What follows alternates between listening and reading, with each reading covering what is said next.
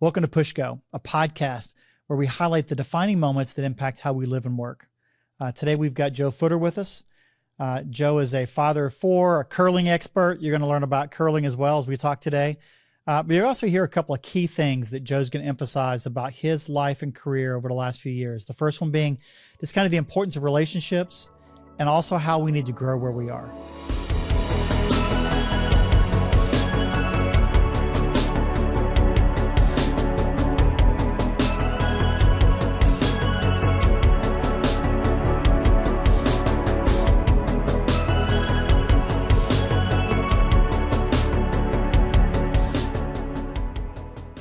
Hey, I want to welcome Joe Futterer to the Push Go podcast today. Excited to have Joe. A little bit about him. If you don't know Joe, he's a husband to Amberly. He's a father of four. One thing you may not know about Joe, and we're going to get into this a little bit, he is a curling aficionado. Curling aficionado, that's exactly right. Not only that, in his work time, he's our VP of field agent, also general manager of our business unit. So we're excited to have Joe here to speak today. And one other little fun bit of information about the two of us, we bike together. That's right. We don't curl together, but we bike together. So Joe, welcome to the podcast. Thanks, Rick. Good to be here. Yeah. So curling. Yeah. You grew up in Minnesota, Canada, right? And spent all your time in your high school years in Minnesota, North. Yeah. No, so not really, but yeah, sort of. So my family's all from Minnesota. My parents were teachers, and so any chance we had to be in Minnesota, we were there. okay. My grandfather ended up starting a curling club in this little remote town close to Canada, and his legacy just kind of carried on. And so for the past, 20 years, I've been in a tournament in his namesake. So. Wow. So here in Northwest Arkansas, can you curl here? Absolutely. Sundays in the afternoons, you can curl at the Jones Center. That is so strong. Yeah, cool. That is so strong. But as a kid growing up, you grew up in Arkansas, right? High school years. That's right. Went to school in Arkansas, but spent my summer months in Minnesota. So like Little League baseball and all that was all up north. Okay. Yeah. Okay. Great. Yeah. I don't know that we'll ever have another curling person on, but for those folks that are listening in, make sure when you ping Joe, you talk about curling and be excited to talk about that. That's right. But as we discussed early on, you coming onto the show, the whole focus here is really understanding those defining moments in our lives. And more importantly, when you get to that point, when do you actually push go to move forward, either into or outside or out of that defining moment? And we wanted to start back early on in the career. This is like, early on in your married life, you made a decision to go international to do some work. So tell us about that initial moment of doing some international work. Yeah. So early in our marriage and early after college, we found ourselves overseas. We ended up in India and spent a couple of years there and doing a number of things and really always kind of desired to go back somewhere and be overseas, but realized while we were there, and it's hard to be here as a tourist or as a student long term. Yeah. And so we found ourselves really wanting to figure out what's the right way to get back if we ever get to come back. And so what city were you in? We were in New Delhi. New Delhi. Okay. Yeah. That's massive. More than a couple 100,000 people, right? 23 million. Just for kicks. 23 just for million. kicks. Yeah. In landmass size at the time, it was about the size of Fayetteville. So think about 23 million people in Fayetteville. Okay. Kind of wild. Rack them and stack them. That's right. You had bodies that were deep. everywhere. And so for the two of you guys, this was pre-kids. Pre-kids. Okay.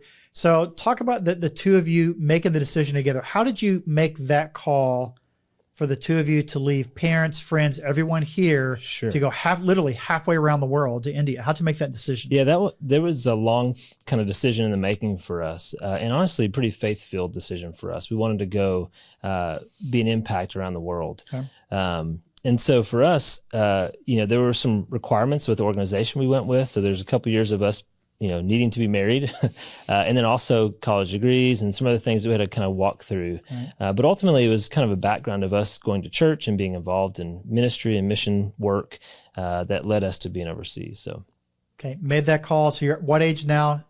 We're early 20s, 24. Youngsters. Youngsters right. Coming. So for folks that are listening here, especially if you're just getting into your career, you're making that call, you're finished school, you're getting ready to start in this new endeavor. What was it like to be in a location when you literally not only didn't really know anyone, but didn't know the language, didn't know anything? What was that like? There were elements of it that were just really exciting. It was a big adventure.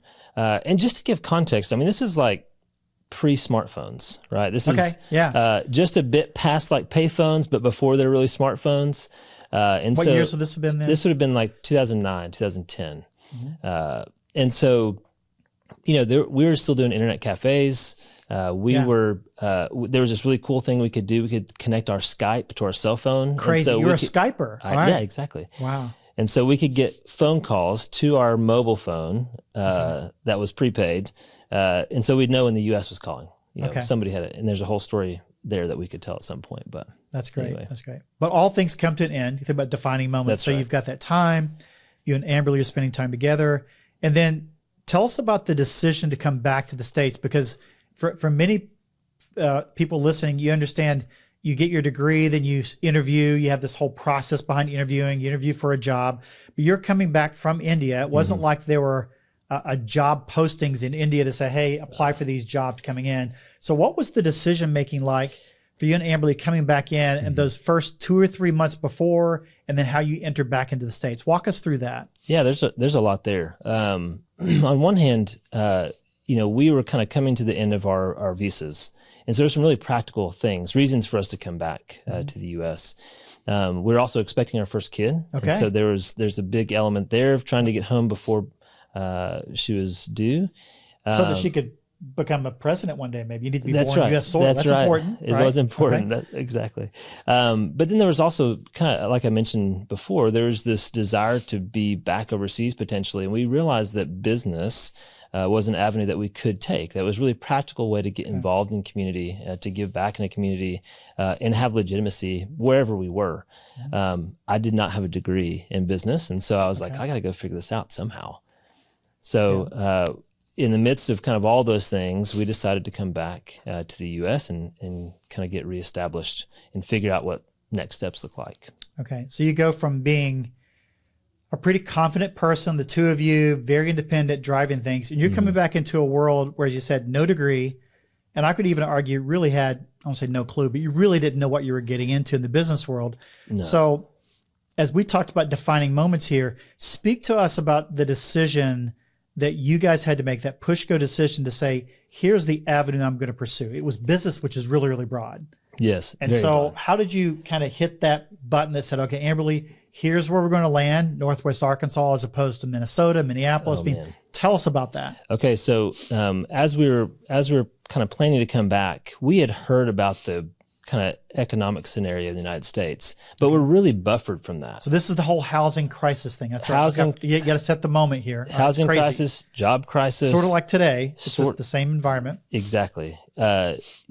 Almost exactly 10 years later, right? Okay. So here we are trying to move back into the U.S. And I kind of told my wife, I thought, you know what? I want to finish our work here really well. Right. And so I'll look for jobs when we get back. And there were ways that we could have looked for jobs. There were ways that we could have, and we had feelers out there, right? My mother-in-law, of course, is plugging me wherever she possibly could. But, you know, I really want to finish well. And my kind of premise was, look, I know a couple languages. I know 1 million people. I've got a college degree, not in business, but surely I can find a job. And how hard can this be? Not that hard. Yeah. And I foolishly told my wife, I promise we won't bring our first child home to your parents' house. First promise. We can get back to the answer there. But, and so we did, we focused on finishing well, and we knew that we would have a time frame between getting home and having a kid, our first kid, that we could look for jobs. And so that's what we kind of aimed to do.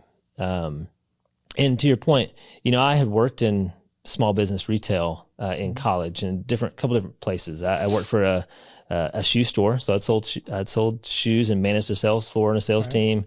But I'd also worked in a bike shop, and so I'd kind of seen different aspects of small business from those two scenarios. But broadly, businesses, I had not a clue. So. Well, what I appreciate in the story, especially for those that are listening in, listen to the tone in Joe's voice of the confidence you had. Now, I didn't say cockiness, but the confidence. Yeah. I love the fact that you were confident that you were going to be successful, confident that you were going to be okay. So there's something to be said for that. So speak a little bit about what gave you that confidence, not necessarily assurance, but confidence that you're going to be okay, you can make this thing work. Walk us through that a little bit.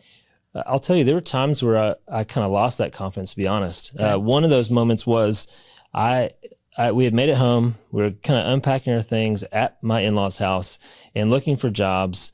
And we were posting jobs everywhere. At one point, I picked up a magazine. I can't remember if it was Newsweek or Time, but the title of, like, one of the main titles on the cover was 100 Worst Degrees in America for, like, finding a job. And I quickly flipped to the article, and my degree was number 1. No, and I was like, oh, okay, well, maybe the language thing doesn't matter. Maybe the fact that I know a million people doesn't matter. But yeah, I think, you know, just being able to have a community around me, knowing that, you know, whether I wanted to be there or not, my in-laws were going to take care of me, or a church family was going to have some sort of support for me, or friends or family in general. There was a bit of confidence in that, right? There's a faith element there too, where I was confident that, you know, I would be provided for in some way. I had no idea what that would look like. And at some points, I definitely questioned what that would look like. But I also knew that I was going to be persistent in trying to figure things out. So, okay, so let's speak about relationships a little bit, because as people are thinking about interviewing for jobs or engaging, you know, my career followed this path, is that I never really had to send in a resume for a job. I always had a friend that recommended me. Now the resume followed, but I always had a recommendation. And, you know, I would always, you know, argue to folks is that anyone can be successful. One of my life, you know, verses or really focus is that success is relatively straightforward, but to be significant, it always follows the path of relationships. So speak to us a little bit about relationships and how that significance or success was kind of coming to play. Yeah. So by this point in my life, I didn't have a resume. I'd never put one together. I had no need for it because of relationships. And so I find myself going, oh, I need to have a resume to apply for things. And the opportunities were out there. You know, we were applying for jobs all over the U.S. We had applied for jobs in the U.K. We had applied for jobs in Canada, and we were literally applying for jobs anywhere because we lived overseas and were open to whatever that looked like. But I remember calling back an old professor and going, "Hey, I know we covered this, but can you help me get a resume together?" And she was gracious. She was like, "Absolutely, I'd love to." And so we met, had coffee, and talked over things that were worthy to put on an application or a resume, and things that you should probably leave out.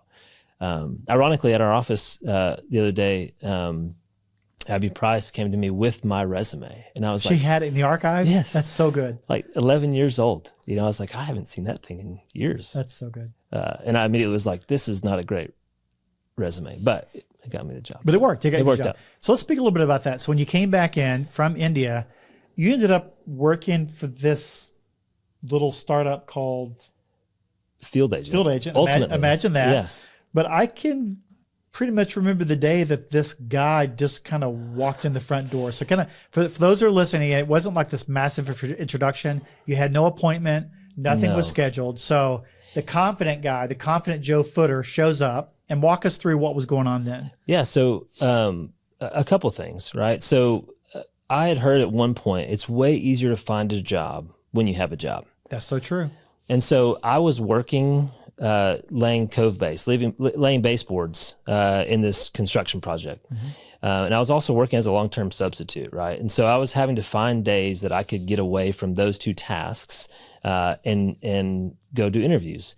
And so what I figured out was that I could schedule a day a week. And I would try to bulkhead a bunch of interviews on those days. And so one of those days happened to be in Northwest Arkansas. And we'd gone and done one of those days in Denver area, and done one of those days in kind of the Florida area, and kind of gone to different places, and even in Minnesota, and trying to find places where I could apply. And so we had built a day up in Northwest Arkansas that we could go apply for jobs. And so I had an interview at 7:30 in the morning, and I had several more lined out for the afternoon. You guys have to remember the job market was not great. And so by the time I got out of the first interview, the interviews for the second and third and fourth had dropped out. And so I was like, man, what am I going to do? So I called a buddy that was living in Northwest Arkansas. He's an engineer, and he had bid on helping to develop this building. And he said, I have no idea what they do there, but it's a cool building. I'm pretty sure they do business. He knew my intent to be in business. He's go check it out. And so this is during kind of an early lunch. And so after lunch, I found myself walking into this building. And to be honest, it takes a great deal of humility to walk. I'm not saying that sounds like a prideful statement, but No. what I'm saying is like, it was hard to walk in the front doors of a building that I had no idea what to expect. And the building was really nice, a little bit intimidating. And so I walked in the front doors and there was nobody at the front desk. Classic. Because people were coming back from lunch. There's people buzzing around all over the place. And ultimately, a lady sticks her head out from kind of a side room and says, "Can I help you?" And I said, "Yeah, I was just kind of curious what goes on here, you know." And she had only been there a handful of weeks and was like, I don't know the extent of it, but my husband does. And so she called her husband up. In the meantime, we had kind of connected some dots.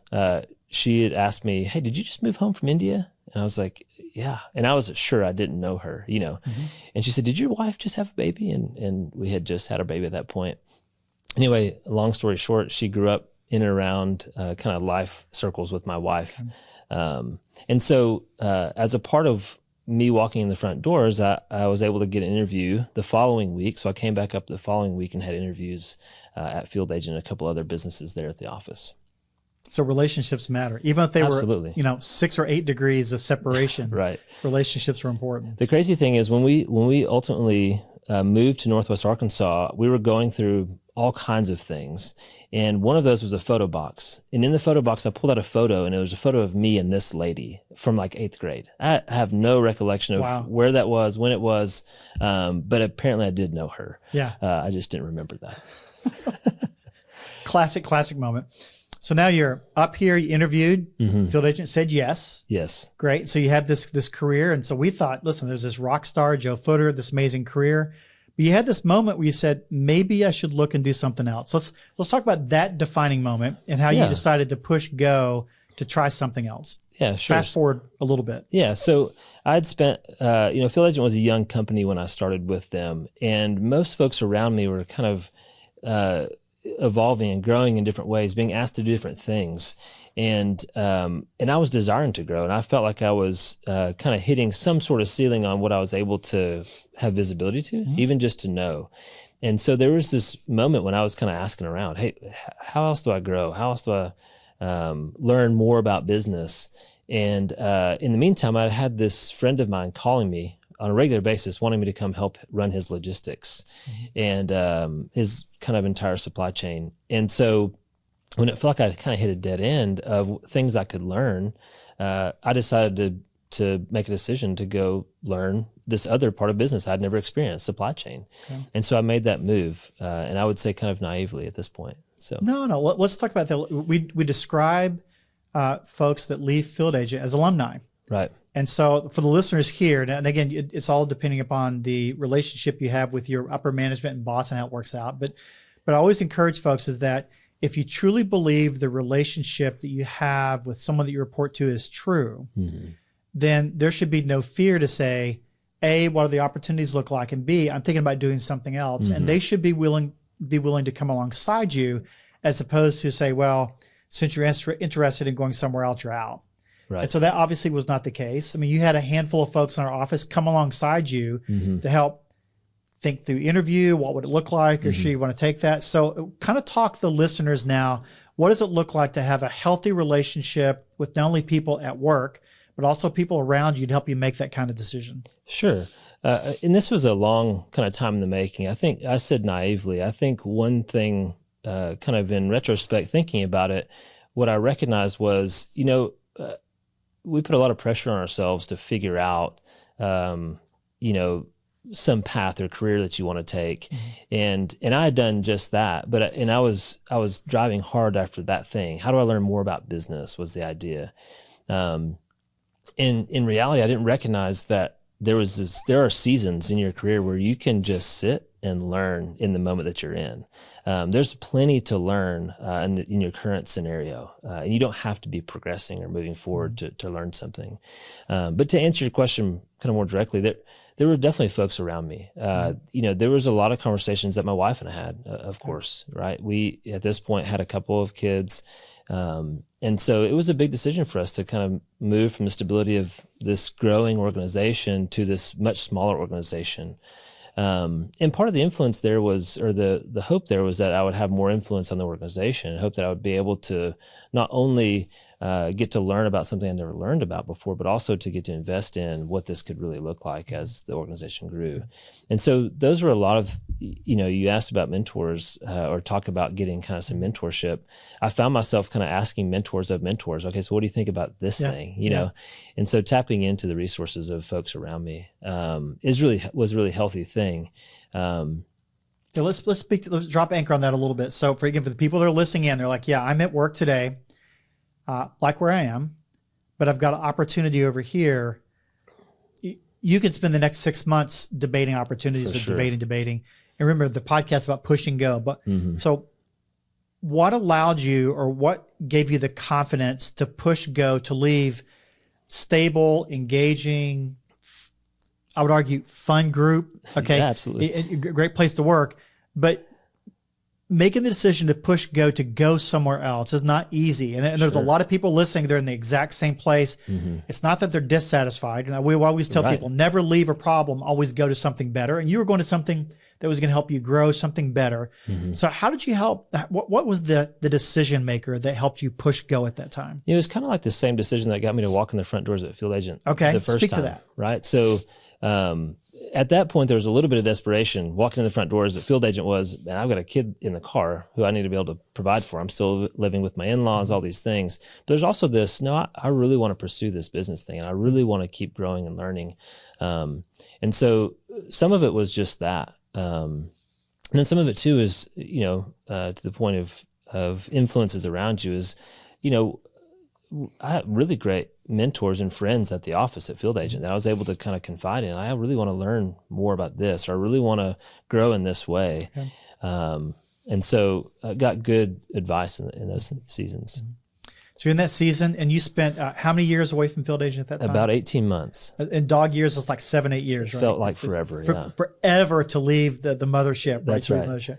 So again, for folks who are listening in, you say, gosh, I left company A, and I remember when I was at P&G, it was always, hey, if you leave, you're never going to come back. Right. It was just an unwritten rule, never, ever going to happen. Yep. Only promote from within.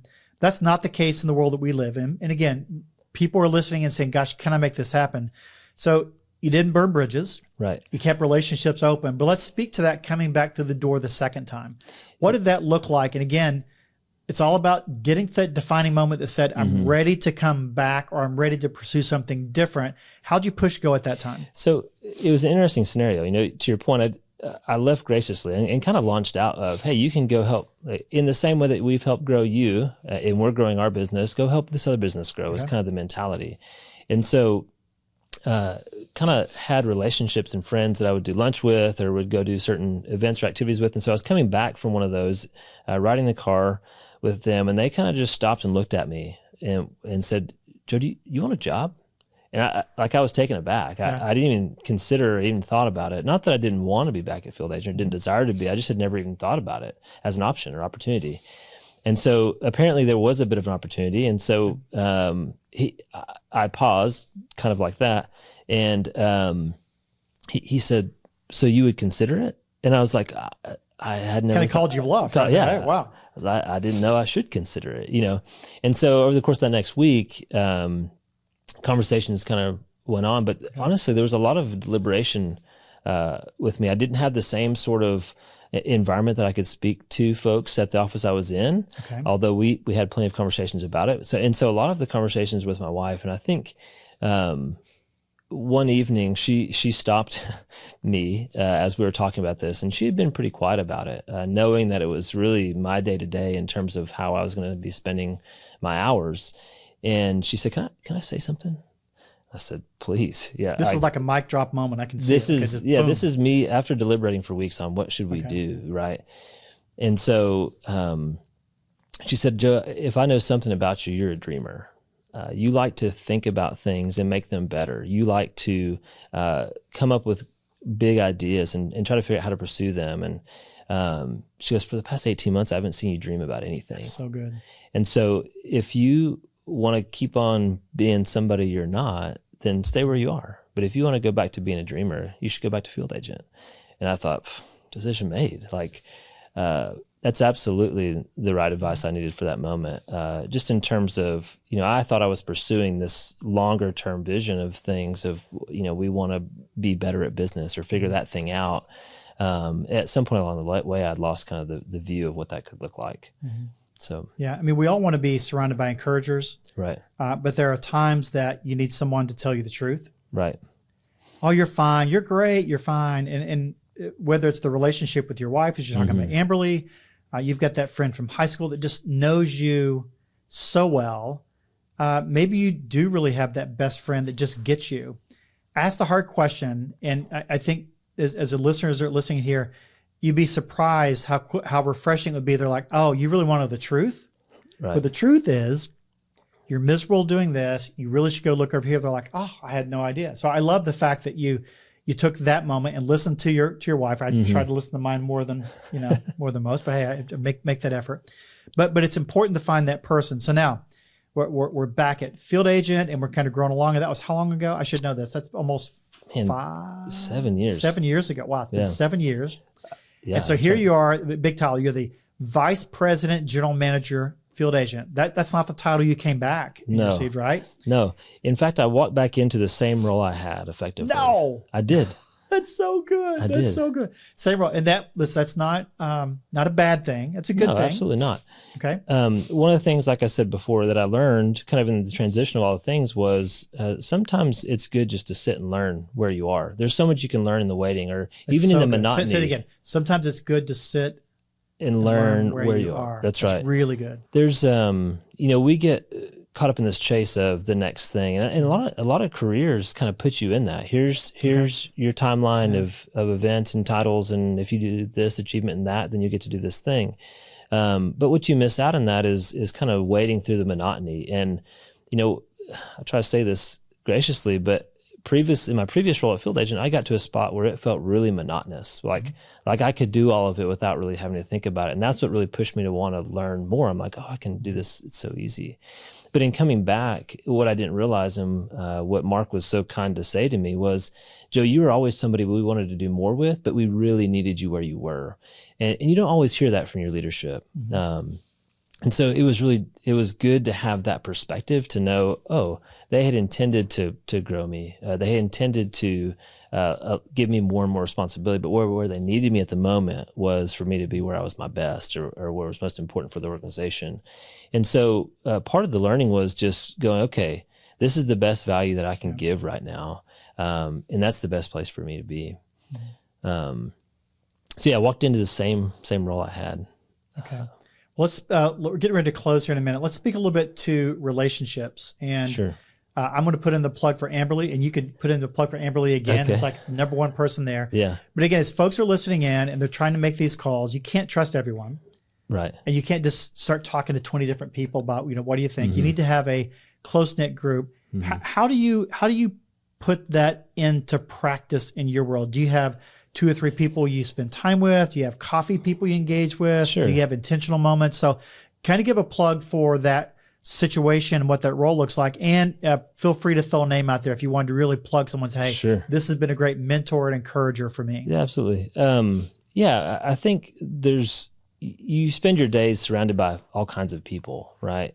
So for me, I'm surrounded by a bunch of little kids, you know, at my house. And so they're, in some ways, they're a constant kind of evaluation of things. I've got my spouse who I, in the same house with, do life with. I've got coworkers that I'm doing work with every day. But then there's folks outside of that realm, and it's really important to get kind of inputs from folks outside of your kind of normal space, because otherwise you start thinking in the same ways. And so it's good to have outside influence. And so for me, it was folks that I had done college with. It was also folks that were in and around kind of same church body as me. I wanted to get invested by folks who are in business, but also who had families, who had, but maybe a little bit different life stage or season. Some season ahead of us, and maybe not exactly the same either, right? Okay. So that's great. Well, listen, as we're closing up here, you had a couple of mic drop moments for me, and we'll talk about those. But I love the kind of grow or just be calm where you are and really grow where you are and to learn where you are. I love that aspect of things as you're talking through. And also just the making these decisions, again, we're talking about these defining moments in your life and how you had to push go, is that as people are listening here, it's normally not just one. Just over the last 10 years, you've had 2 or 3 major moments that required you to make some hard decisions, make a good call to move forward. That's right. And looking back on it, you can just see how there's a little bit of providence in there, but you can just see how just having the momentum of moving forward, how it's really helped you. That's right. I think, I ask my kids this all the time. And so this is a little bit of a lesson I'm still learning too, is like, hey, what do you want to be when you grow up? Part of it just want to hear their response. Yeah. I ask people on my teams the same thing. What is it that you want to be when you grow up? And part of that's because I want to hear like what their aspirations are. But as I was thinking about this, if there was, something that I would tell my younger self or tell folks who are influences of younger folks, we put a lot of pressure on that mentality of, what do you want to be when you grow up? Yeah. Yeah, I'm getting close to 40. I've got ancient. I've got 4 kids, and I don't know that I really still know what I want to be when I grow up. Okay. But I do know that I want to be excellent in the things that I'm doing, and I think that's the thing that I've committed to more than anything else. Is whatever I'm up to, be good at it as best as you can be. My grandmother always used to say DYB, which just meant do your best. Whether that was going to play a baseball game or going to take a test, it was always DYB. And similarly, in those seasons, kind of to your point, to be intentional about learning and growing and figuring things out as they went. I remember interviewing for Field Agent, and the interviewer asked me, are you aware of Microsoft Office? And I thought, yeah, I'm aware of it. But I had no clue how to do Excel. But I was committed to figuring it out and going, okay, so I left the interview and went and asked somebody, how is it that I do Excel? That's good. I know about it. And so I said it to say, like, there are seasons where you're intended to learn and be intentional to do that. So, well, John, man, hey, it has been a pleasure to have you today. We're going to remember the DYB, and I look forward to having you back in a little bit, and we'll actually hear maybe the next phase or so as things kind of progress in your life. But again, Joe, thanks so much. Great. Yeah, absolutely. Thanks for having me. Thank you for listening in today. It was fantastic having Joe Futterer on the show, to listening to his defining moments, those times where he had to push go. And it was really encouraging to me how he talked through those important relationships in his life, what it meant, and how they came alongside him in making those decisions to push go. We'd love for you to leave us a review or to share with others. If it's your first time you're listening, that would be great to us. Hey, down here in the show notes, you can see everything you need to know about the podcast itself. But for more information, go to listen.plumshop.com. You can see a ton more information there. I want to thank you for listening today. Have a great week.